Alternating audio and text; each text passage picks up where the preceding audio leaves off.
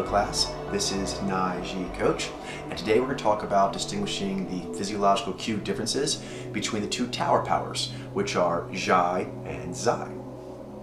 This lesson flows off the ones that have come previously, such as the Yang-Yin gesturing and the between Nai and Vi accessing. So you'll want to follow those first.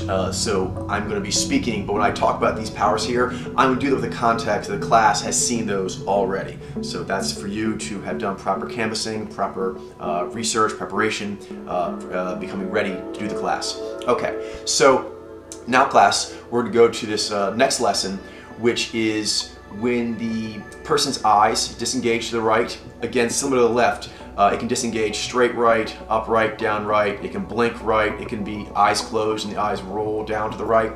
So any of those things indicate that a human, all humans, this is a given of pod layer, are accessing their right rear psyche power.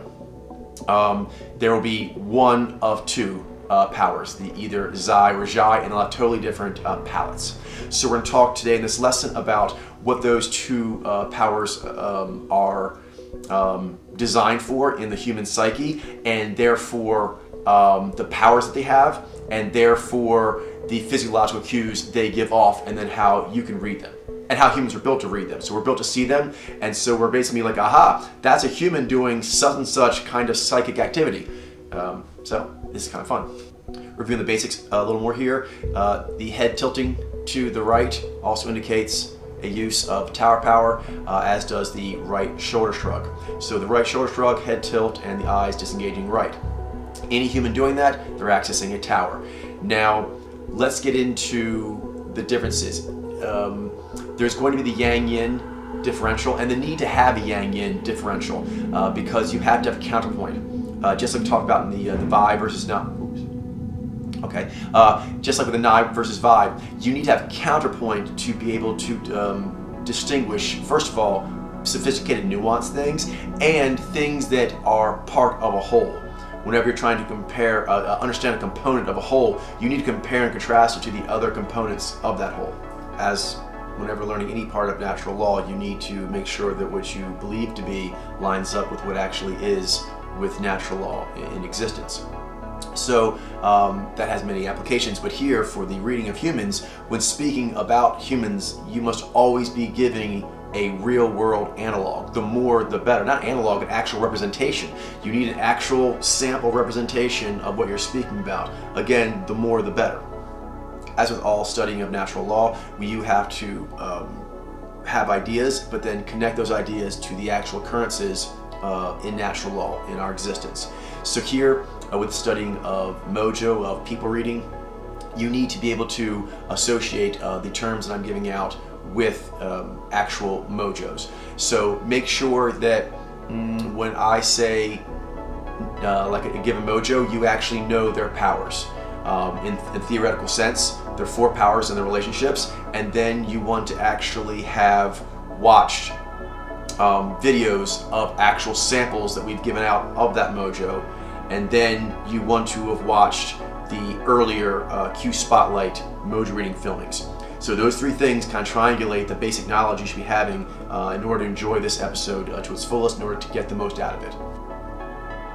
There are, again, with this quadrant of psyche use, there are those who actually are native to this quadrant, and then there are those who are native to one of the other 3 quadrants of the psyche.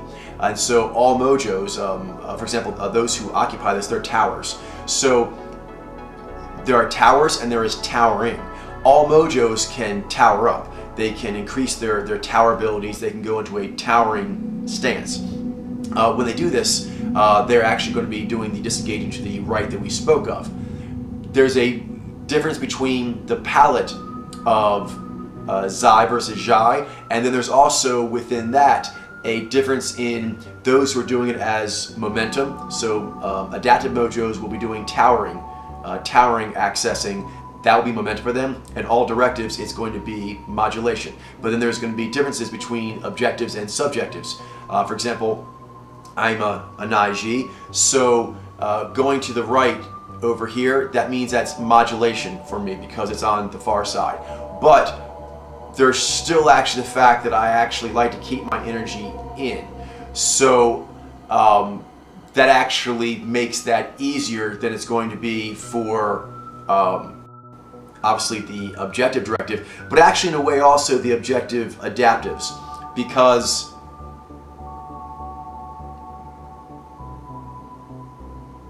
there's simply more of a closeness when you reach for it. So because I natively live here in subjective land, when I go over to the other part of subjective land, I have to modulate. It's a trip. This is a very interesting thing though. But I kind of go tung, tung, tung, tung, tung, tung.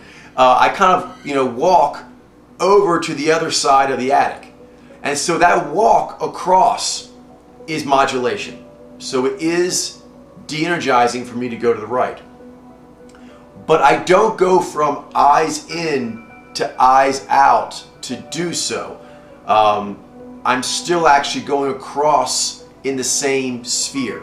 So that has a way it looks, that offside power quality to it. It has a look to it. So whenever a subjective goes to their offside subjective power, it has I'm going over to that side of the pool. So it's sort of like I have to transverse, so that does make it modulation, but I'm still in the same field of play.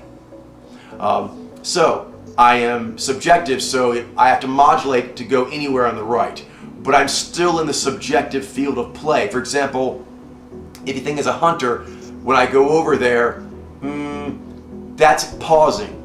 I don't want to pause. I want to track, and then I want to pounce. I'm a hunter. So Zai is basically staying in cover. Okay, that's modulation because I want to be going after the prey. I want to be going forward on my trails. But there is the feeling of I haven't left cover. I'm paused, which is modulation, but I haven't left cover, which is still sort of like home to me. So basically, all humans doing the accessing over here, it means they're going to a tower power, equilibrium, compass bearings, but it'll be one of two palettes, which are going to be Zai or Zai. Zai is the yang to the yin of Zai, and there's going to actually be whether or not you occupy one of these four quadrants. So that'll include modulation and momentum, and also going underwater quality versus going home quality. Zai and Zai seem very different to people in general because they do occupy the same priority, but psychically that means that the one you don't have seems very, very different to you. But it's an extremely important relationship to get to. You have momentum, modulation, but there's also inspiration and then composition. Composition is the bringing together of the two powers that occupy the same quadrant, which means one of them is always going to be unconscious. This is why the relationship with the other is so important, because that's what helps one find union between those conscious and unconscious occupant powers of that quadrant, and then you actually have that non-duality of the Fumasta that takes you higher up. So we're going to be talking about what's going on over here in like a mathematical way and an emoji way, but like all popular theory, you can't learn truth without just being enlightened in general. So one thing that comes along with the process of any of these quadrant distinguishing between this quadrant use, power, and then over here, and etc. There'll be two more episodes, one for this and one for this as well. But when you're doing that, there is the quality of realizing that other thing that seems very different is actually the other half of the same priority. It's like a mathematical wholeness. But then that mathematical wholeness, really the half you don't have, it's in a relationship with another autonomous entity, your other. So there becomes this fondness with that other part of the composition relationship in a pleasing way and a tailored way to you. But that brings an association, that brings a fondness of respect and honoring. And then that allows to see the world more as it is and to love it more. So to see more clearly and to actually have more empathy, because you're going to see that all humans actually have one or the other. And for me, for example, for me to hate on any individual like Mojo's like native heroic Zai is to hate on myself, because I have Zai. And Zai that I have works because it's part of Zainess, which is all the Zai that occupies all the 16 basic designs and gender mojos and beyond. So Zai in all those places, that is Zainess. And so I can't honor my Zainess correctly if I don't do that, because I don't give it its proper context. No proper context, no proper respect. So, you know, epic failure there. But then it goes further, that once you actually understand that Zai works the way it works, Zai works the way it works because it's a compass-bearing power, it then can find this intense respect and fondness for the other compass-bearing power. For example, take a real life, Jaini Jailin and Zaini Ademus. You know, right there, two heroic towers, and they actually have a compositional relationship with their source power. But they actually have that in like perfect equilibrium balance to help Padler go forward, and they're like this this tower of purity of natural law that won't give. Do you mean they actually hold, they embrace, they stand on perfectly in harmony on natural law together, and they're able to counterbalance each other, and there is actually just heroic productive harmony going with that. So that's how it's supposed to go. So you can actually see the benefits of that in action, and you can also start seeing kind of like towerness. For example, with me, you can study, for example, like Fozin with Naiji, and just actually being steely or hardcore in a positive way, that's a towering experience. That's using a tower. Then you actually talk about the soulful Naizi, that's tower. But they talk about like Zaini Ademus, that's tower as source. They talk about Jaini Jailin, that's tower as source, but a different one, warm to the cool of Ademus. Then you take like Nija, she's got a tower too, but her tower is kind of like the rudder on her like speedy objective perception need possibility ship. All towers, all important to the tower power of the human species. And just like the map over here, the human species map, the human species compass bearings, their tower, it's the best thing. It's the best thing ever. And you need to know that in order to love it properly, honor it properly, and thus actually get the rewards that come from that relationship. When you actually love and honor natural law, it loves and honors you back. So I highly suggest you do that above all else. Okay, we'll start distinguishing between the two tower powers now, and we will begin with some technical. Their Zai is adaptive, subjective, values-based discernment. Okay, and while we're here, going off the last filming, you should be familiar with actually correlating the yangs and yin. So I'll go ahead and just do that again with the yang and yin. Is that Zai is a yin power overall because it's adaptive. It's on the right. It's also yin because it's subjective. It's yang because it's in the discernment corridor. Discernment corridor is yang to the yin of perception corridor. And then it's yin again for being values-based to the yang of logic-based. So yin, yin, yang, yin, as opposed to Zai. Zai, closed fist, is also going to be adaptive, which is yin. It's going to be subjective, which is yin. And then it's going to be yang because it's a discernment power, and then yang again because it's logic-based to the values-based of Zai. The technical, that gives you the mathematical relationships. You can kind of move these things around like mathematical units, and that's very important to see natural law in that way, and natural law is in that way. But natural law is in many ways. So the verbal, artistic, poetic descriptions of that mathematics, that actually is another way to understand those powers, and so I'm going to give that to you now. But that's a continuum on, we talked about, of the actual live samples. So live samples, these words that describe it in a sort of story-like way, and then the mathematical wording, both the 1-0 directive adaptive techie, but also the yang yin. Both those are kind of like mathematical. So mathematical, then poetic, and then real life samples. So those are three things you use to actually get it. Plus, actually it's more than that. There's spirit forming.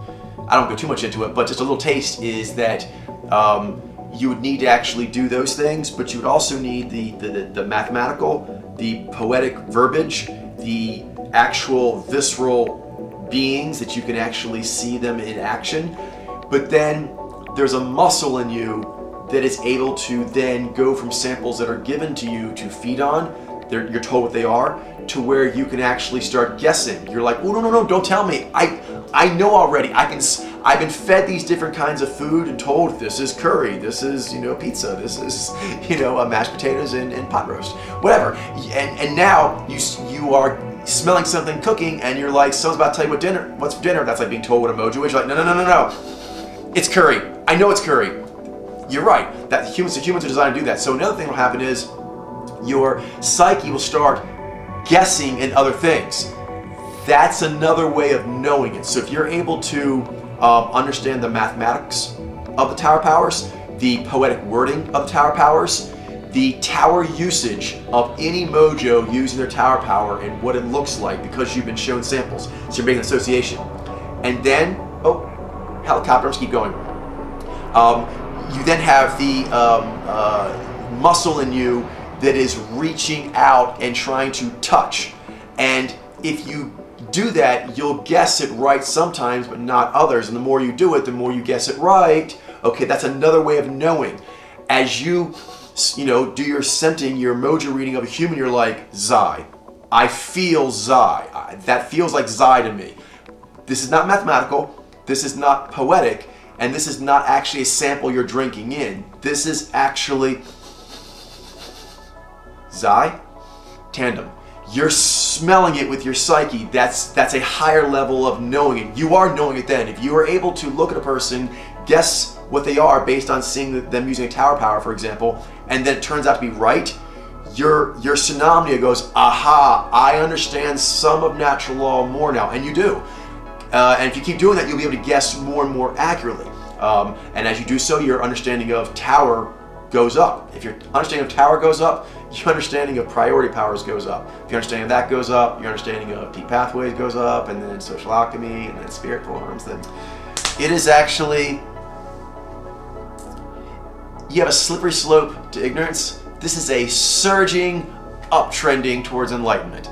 Yeah, so you have to watch out. It's like opening a dam. Whoosh! It's a deluge of enlightenment. You just get to surf along, but you kind of have to because enlightenment really likes to go. It likes to get a lot of momentum, and it gets every advantage because natural law and enlightenment, they're in bed together. So yeah, they're actually doing all kinds of like deals with each other. So pretty much, if you go along with natural law, you get a lot of enlightenment energy because that's the deal. That's the biggest player on the street, natural law. And the dope that it's peddling, enlightenment. If you're doing that, you're good to go. If you're not, well, you're just not with what natural law wants, which means you're not with the program. And I think there's a word for that. It's called extinction. Yeah, it's no bueno. So we don't want that, and we weren't built for that, so we're not going to do that. We're going to realize, whoa, we're built to win, and then we're going to do what, kids? That's right, we're going to win. So we did a little mathematic. Let's do a little poetic. Zai. Its tower is a tower of harmony. That's how it keeps equilibrium. This has focus on hope, expectancy, idealism, sentiment, virtue, purity, gut reaction, acid testing, essence reading, attunement, empathy, communing, resonating, internalizing, conviction, investment, devotion, sacrifice, personal values, moral compass. The fact that that's what it does as an activity in the psyche, when it does this, it gives off a signal to other humans as they watch that human do that process. Poignancy. A person's face looks poignant when they do the stuff I just said. And poignancy can look to some people like humane or depressive, authentic or selfish, innocent or deluded.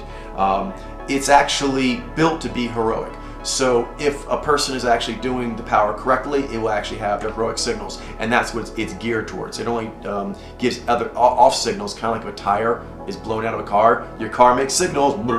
Okay, that's because it's not going like it's supposed to. But a car is supposed to go forward. It's designed to. It wouldn't survive the marketplace cut if it was unable to actually continue to go forward and do a good job. Humans have survive the shearing forces of natural law more than any other energetic being that we're aware of. So we're built to win. So we're way beyond a car. We're way beyond a ship. We are just engineered awesomeness, going to ever-increasing stages of transcendence and transhumanism. I know, all kinds of great stuff. So that's our destiny. That if you believe in destiny, destiny is basically a trajectory of the way, in my opinion, it should go if you don't fuck it up. So yes, if you define destiny as humans actually have a heroic trajectory they should actually continue on if they don't fuck it up, yes. I believe we have that destiny. I don't think you can prove me wrong on that. The math of it is we're designed to be awesome and in general. And then you can look at what the story overall. Is our awesomeness up to the task? I think so. If you look at what we've done so far, even messing up the gifts we've been given, we have done incredible things to, like magic, flying in airplanes, going into outer space, you know, the healings we can do in hospitals and such. It's amazing. Okay, it's amazing considering that we're not doing humanness very well at all. So that shows you the power of humanness. Once humanness and like technological and cultural advancements become one thing, in productive harmony, then if you actually were to do a mathematical equation of what humans have done while being gunked up with, you know, stupidity, toxicity, cowardice, and laziness, what have they done with what they were born with when they're doing that crappy with it? Cross-reference that with what they could do if they actually were using it the way pod layer could make possible for them. Then look at all the very daunting, challenging things out there. Global warming, you know, the sun's gonna blow up at some point, you know, things of this nature. I mean, we're talking big, heavy shit.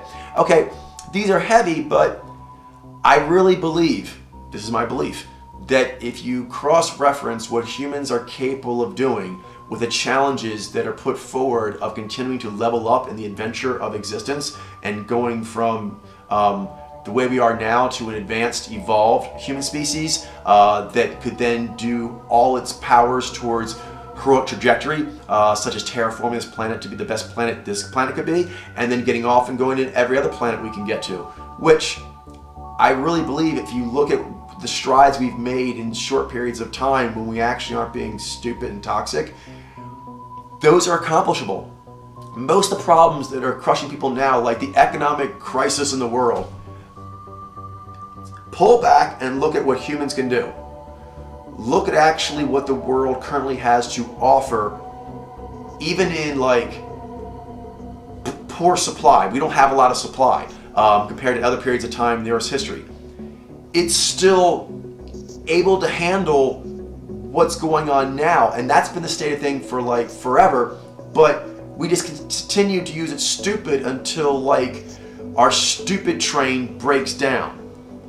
That seems to be the tack that's going on, which is why pod layer goes as firm as it does, because that's a tactic that humans have been using, and so that has to be stopped, because only by knowing where we're going can we fix everything. But once we turn that corner, we're sitting on a treasure trove of powers, abilities, heroic storylines waiting to happen.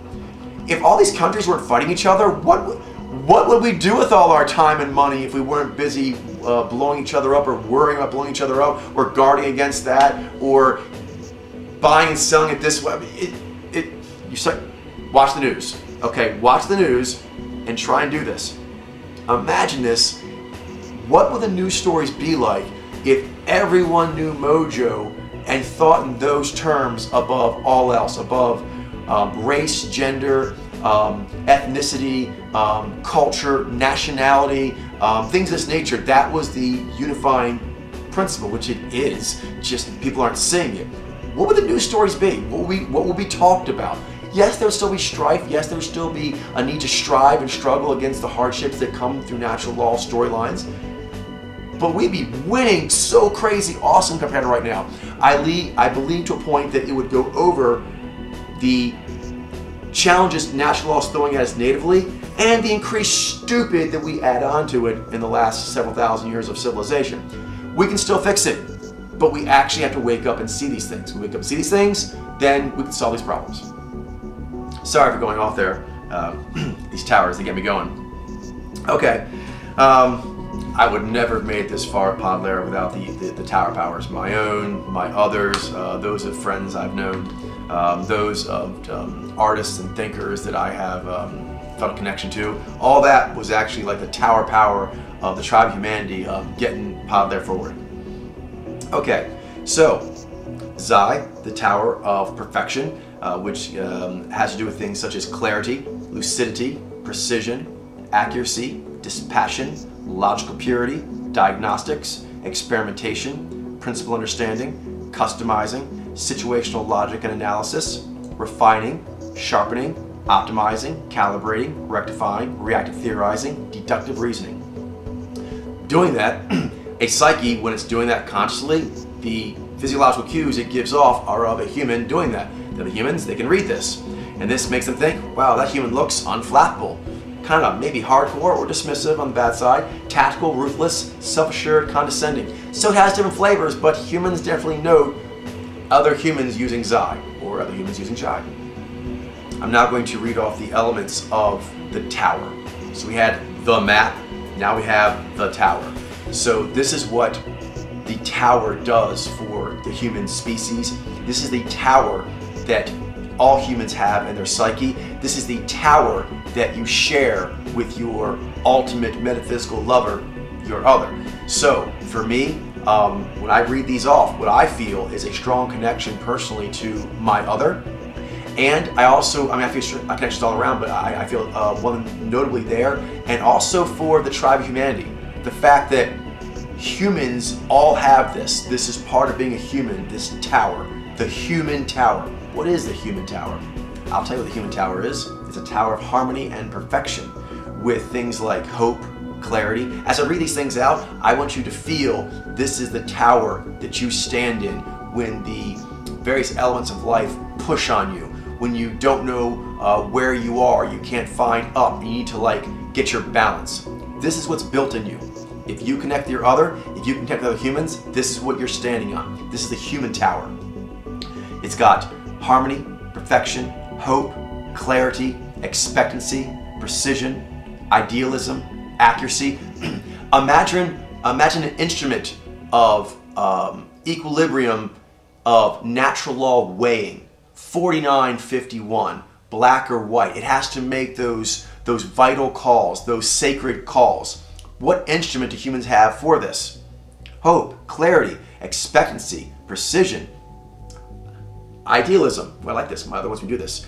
Accuracy, sentiment, dispassion, purity, purity in all things, diagnostics, gut reaction, experimentation, acid testing, principle understanding, essence reading, customizing, attunement, situational logic, empathy, situational analysis, communing, refining, cool and warm resonating, sharpening, internalizing, optimizing, conviction, calibrating, investment, rectifying, devotion, reactive theorizing, sacrifice, deductive reasoning, moral compass, unflappability, poignancy, hardcore, humane, tactical, innocent, self-assured, authentic.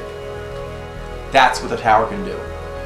Okay, so some palette stuff. When doing the accessing of the tower power, if it is Zai, there will be a cooling of the face, there will be a loss of emotive expressioning, and when it's Zai, it'll be an increase. The flavor of this, you're going to actually have I'd say unaware versus uncaring.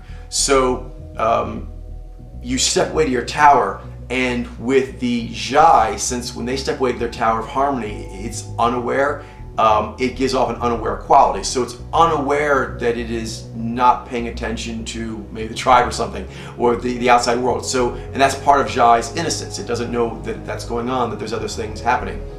With Zai, it has Ji attached to it, so it is aware, but it's giving Ji a pause. So it actually has a uncaring, an anti-caring, a dispassion to it as it does its thing, and that's where the face goes flat, as opposed to the increase of warmth as, ooh, how do I feel about this? You go inside your tower to do it. Except if you're an emoji read,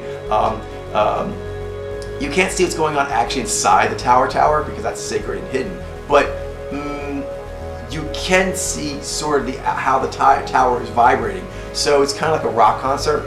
That's kind of how the rawness of Zai, which is awesome. It's just raw and wild. It's like a pulsating party of whatever they're feeling. Good, bad, ugly, spiffy, awesome. So you don't get to be in the inner party or like the VIP lounge in that inner sanctum unless you are given access by the tower. But you can feel the thump, especially the more it resonates. So the more it resonates, and actually if you know what you're looking for, it's almost like the reverse of that with Zai. It gets still.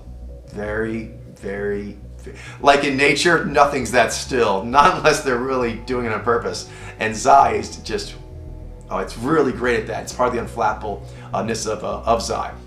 So what's inside Zai Tower, what's inside Zai Tower, that's hidden unless it's shown to you that the tower agrees to show those vital or sacred resources. But you can kind of get an idea what's going on there because the tower is kind of like a big tuning rod.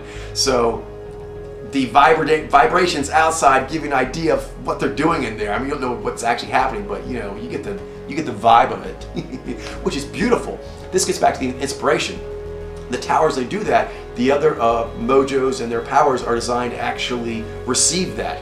And again, this gets into the relationship with the other. For example, when I look at a Ni Zai, they actually have a Zai tower. That actually makes sense to me.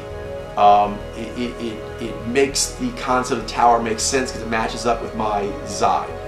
And vice versa for a Ni Zai, they feel the same way. Or any inspirational, that makes sense as a tower. And then once you start making sense as one holistic storyline tower, you can start to understand the tower in all the storylines, and you really get the whole tower picture in the tribe of humanity.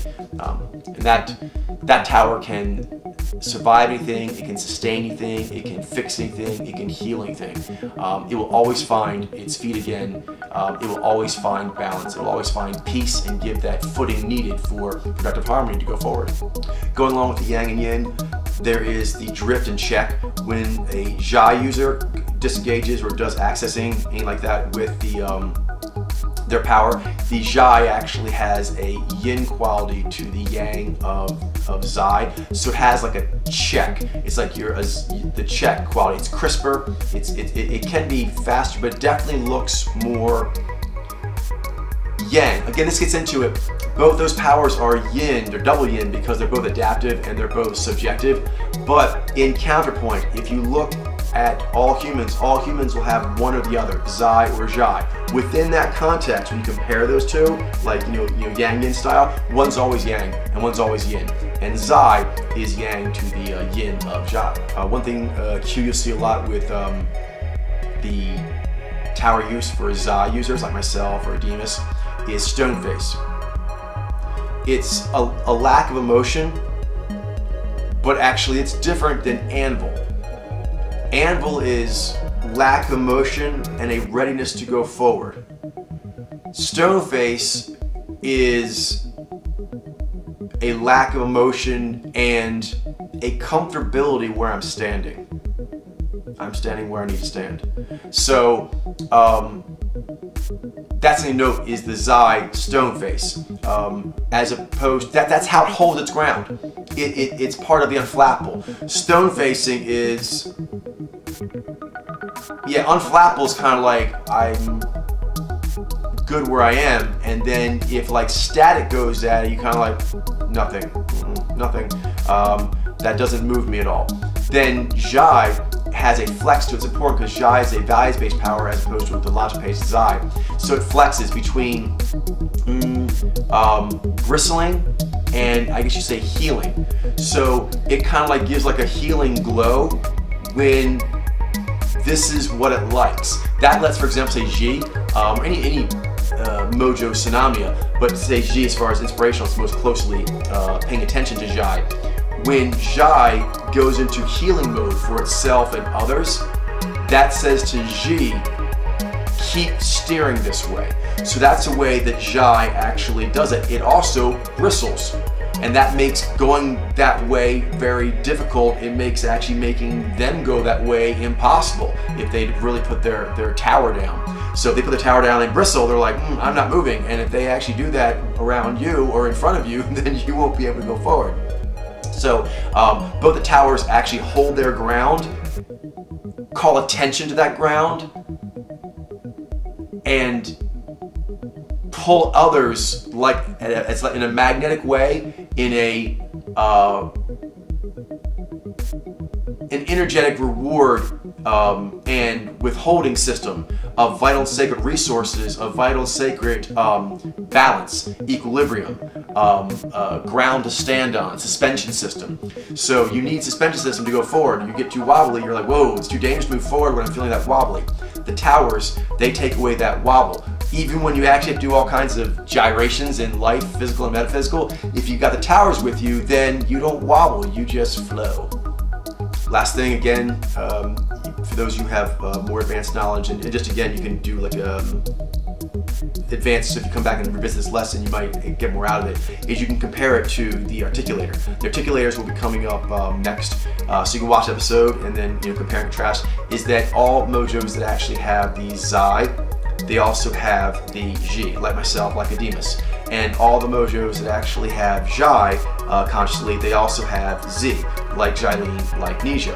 And any of the crash course samples we put out, and any of the other samples we're going to put out, and we're going to read everyone. So everyone who's got media that is public and is celebrity, and even minor celebrities, they're actually going to be read, and it won't be falsified.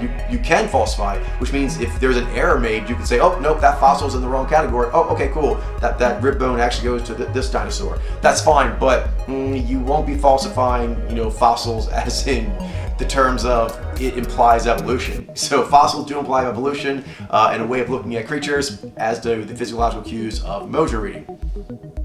I'll continue on. Up next will be the articulators, and on all these ones I'm doing, you can look forward to Jailin putting out mojo reading quizzes where she'll give you samples to guess on, specifically focusing on the cues that have been given out, trying to narrow that area of your lens. You're going to build your lens up to larger and larger number of cues that you're familiar with. So we're going to kind of like focus on one at a time and build your toolkit.